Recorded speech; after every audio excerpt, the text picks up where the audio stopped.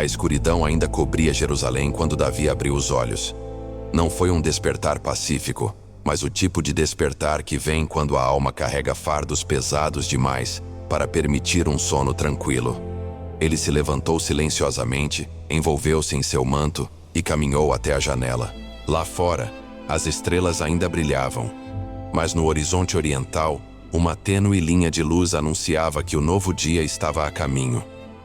Mais um dia, sussurrou Davi para si mesmo. Mais um dia cercado por aqueles cuja boca está cheia de mentiras. Mais um dia navegando entre palavras lisonjeiras que escondem punhais. Mas então, como havia feito em tantas outras manhãs, Davi tomou uma decisão. Antes de enfrentar o dia, antes de lidar com os inimigos, antes de responder às intrigas do palácio, ele buscaria aquele que é rei acima de todos os reis. Davi ajoelhou-se voltado para onde sabia que ficava o tabernáculo, a casa de Deus. E ali, enquanto a escuridão lentamente cedia lugar à luz, começou a orar. Não com frases decoradas ou liturgias formais, mas com a honestidade crua de quem precisa desesperadamente ser ouvido. Senhor, dá ouvidos às minhas palavras, atende os meus gemidos. Havia algo nos gemidos que palavras não conseguiam expressar. A dor de ser traído por aqueles em quem confiava, a exaustão de estar constantemente em guarda, o peso de não saber em quem poderia confiar. Ouve a voz da minha súplica, Rei meu e Deus meu, continuou Davi, e ao dizer Rei meu, havia um alívio palpável em sua voz. Porque se Deus era seu rei, então Davi não precisava ser rei de tudo. Não precisava ter todas as respostas, não precisava defender-se sozinho. É a ti que suplico, ó Senhor. De manhã ouves a minha voz. Havia intencionalidade naquilo. Davi tinha aprendido, através de anos de batalhas e provações, que amanhã era o momento crucial. O que ele permitisse entrar em seu coração nas primeiras horas do dia determinaria como enfrentaria tudo que viesse depois. De manhã te apresento as minhas preces e espero. E então Davi ficou em silêncio, esperando. Não com a impaciência de quem faz um pedido e quer resposta imediata, mas com a confiança de quem sabe que foi ouvido. Enquanto esperava na presença de Deus, algo começou a ficar claro na mente de Davi. Um contraste. Uma diferença fundamental entre Deus e aqueles que o cercavam no palácio. Tu não és, com efeito, um Deus que ame a iniquidade, murmurou Davi, quase como se estivesse descobrindo essa verdade pela primeira vez. Nem habita junto de ti o pérfido. Que diferença! No palácio, Davi estava rodeado por pessoas que não apenas toleravam a mentira, mas a cultivavam. Conselheiros que diziam uma coisa em sua presença e tramavam outra pelas costas. Cortesãos cuja lealdade mudava conforme o vento político. Mas Deus era diferente, radicalmente diferente. Os ímpios não podem permanecer diante de ti, continuou Davi, e havia tanto consolo quanto temor nessas palavras.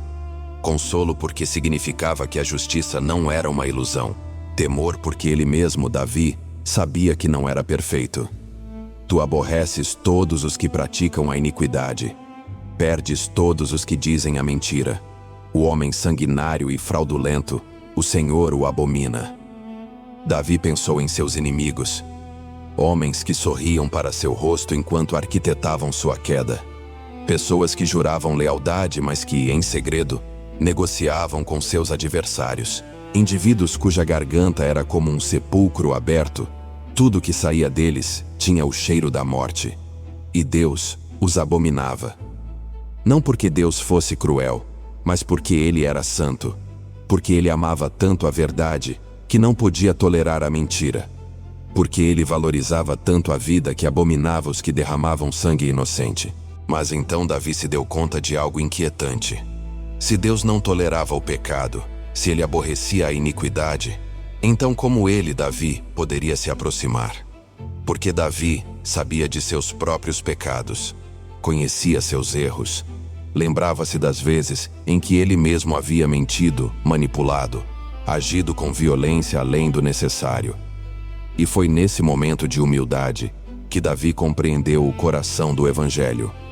Eu, porém, Confiado na abundância da tua graça, entrarei na tua casa. Não por mérito próprio, não porque era melhor que seus inimigos, não porque era digno, mas confiado na abundância da graça de Deus. Prostrar-me-ei no teu santo templo com a reverência que te é devida. Havia diferença entre ele e seus inimigos, mas não era uma diferença de merecimento. Era uma diferença de atitude.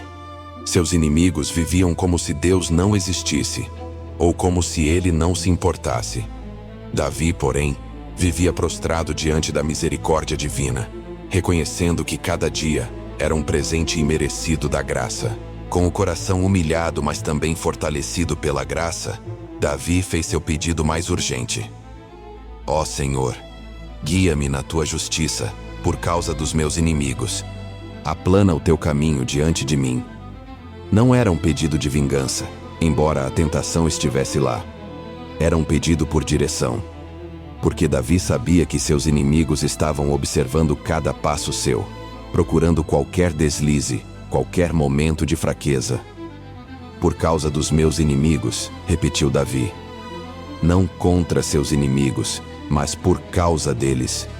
Porque a presença dos inimigos tornava ainda mais crucial que Davi andasse no caminho certo. Um erro seu seria amplificado, distorcido, usado contra ele. Davi precisava que Deus aplanasse o caminho. Não porque quisesse uma vida fácil, mas porque o terreno já era traiçoeiro o suficiente sem os obstáculos desnecessários de suas próprias decisões imprudentes. Lá fora, o sol começava a nascer. E com a luz do dia, Davi via com mais clareza a natureza daqueles que conspiravam contra ele. Porque na boca deles não há sinceridade. O seu coração maquina ciladas. Eram mestres da dissimulação. Podiam olhar diretamente nos olhos de Davi e jurar lealdade enquanto seus corações tramavam traição. Não havia como negociar com tais pessoas, porque não havia base de verdade sobre a qual construir. A sua garganta é um sepulcro aberto. Com as suas línguas lisonjeiam. Que imagem poderosa! Um sepulcro aberto. Tudo que saía de suas bocas carregava o cheiro da morte. E, no entanto, eram especialistas em lisonja, em dizer o que os outros queriam ouvir, em manipular através de elogios vazios. Davi conhecia essas táticas. Havia sido vítima delas mais vezes do que podia contar. Pessoas que o enchiam de elogios em público, mas o difamavam em privado. Conselheiros que concordavam com tudo em sua presença, mas minavam suas decisões pelas costas. Era exaustivo, era doloroso. E Davi sabia que não podia lutar essa batalha sozinho. E então, Davi fez algo que pode parecer controverso para ouvidos modernos, mas que brotava de um coração que ansiava por justiça. Castiga-os, ó Deus. Frustrem-se os seus desígnios. Expulsa-os da tua presença por causa dos seus muitos crimes, pois são rebeldes contra ti. Não era ódio pessoal falando. Era um clamor por justiça. Porque Davi compreendia algo crucial. Aqueles que conspiram contra o ungido de Deus, que vivem na mentira e na fraude, não estão apenas prejudicando suas vítimas imediatas. Estão rebelando-se contra o próprio Deus. Davi não estava pedindo vingança pessoal. Estava entregando o julgamento àquele a quem o julgamento pertence. Estava reconhecendo que algumas pessoas escolhem um caminho de rebeldia tão profunda que só Deus pode lidar com elas adequadamente. E havia uma liberdade nisso.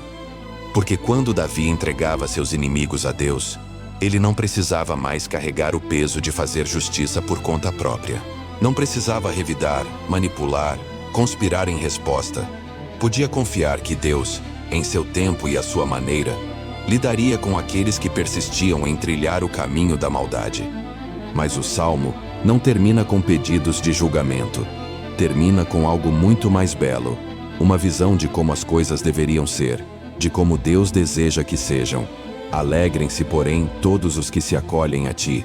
Exultem eternamente. Que contraste!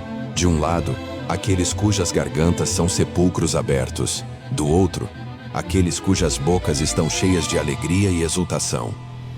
Protege-os e regozijem-se em ti os que amam o teu nome. Davi imaginou uma comunidade assim. Pessoas que se refugiam em Deus, que encontram nele sua proteção, que se regozijam não em seus próprios esquemas e maquinações, mas simplesmente por conhecerem o nome de Deus. Porque tu, ó Senhor, abençoarás o justo. Envolvê-lo-ás com a tua benevolência, como com um escudo. Um escudo. Não uma espada para atacar, mas um escudo para proteger. E não qualquer escudo, mas um escudo feito da própria benevolência de Deus. O sol havia nascido completamente agora. Jerusalém despertava. Em breve, Davi precisaria ir para o salão do trono, lidar com petições, tomar decisões, navegar pelas águas traiçoeiras da política palaciana. Mas algo havia mudado. Não suas circunstâncias. Seus inimigos ainda estavam lá. Suas intrigas ainda eram reais. Os perigos ainda existiam. O que havia mudado era Davi. Ele havia começado o dia não com ansiedade sobre o que poderia acontecer, mas com adoração àquele que controla tudo o que acontece. Havia apresentado suas súplicas não a homens que podiam traí-lo, mas ao rei que nunca trai. Havia entregado seus inimigos não à sua própria vingança, mas à justiça de Deus. Havia vestido não uma armadura física, mas o escudo da benevolência divina. Davi levantou-se, ajeitou sua túnica e preparou-se para enfrentar o dia. Mas ao invés do nó familiar de tensão no estômago, havia uma paz estranha. Não porque os problemas haviam desaparecido, mas porque ele havia colocado tudo diante de Deus na manhã. De manhã, sussurrou para si mesmo, sorrindo levemente. De manhã te apresento as minhas preces e espero. E com isso, Davi saiu para enfrentar o dia, protegido não por sua própria força, mas envolvido pela benevolência de Deus como um escudo. Como você começa suas manhãs? Seus primeiros pensamentos são sobre os problemas do dia ou sobre aquele que é maior que todos os problemas? Você está tentando navegar sozinho pelas águas traiçoeiras de relacionamentos difíceis, de ambientes hostis, de pessoas cujas palavras não podem ser confiadas? Ou está levando tudo isso a Deus na manhã, antes que o dia comece? O Salmo 5 nos ensina o poder da prioridade. Antes dos e-mails, antes das reuniões, antes das conversas difíceis, antes de tudo, Deus. E nos ensina que não precisamos carregar o peso do julgamento. Podemos entregar nossos inimigos a Deus, não com ódio, mas com confiança de que Ele é justo e lidará com tudo adequadamente. Finalmente, nos lembra que a verdadeira proteção não vem de nossas próprias estratégias, mas de sermos envolvidos pela benevolência de Deus como um escudo. De manhã ouves a minha voz, de manhã te apresento as minhas preces e espero. Salmo 5:4. Amanhã, antes de qualquer outra coisa, experimente fazer como Davi. Apresente suas preces a Deus na manhã. Não apenas uma oração rápida, mas um tempo genuíno de súplica e espera. Nomeie seus medos, suas preocupações, as pessoas difíceis que você precisa enfrentar. Entregue tudo a Ele. E então, visualize-se sendo envolvido pela benevolência de Deus como um escudo antes de sair para o dia. Veja como isso transforma não suas circunstâncias, mas a você. Boa noite.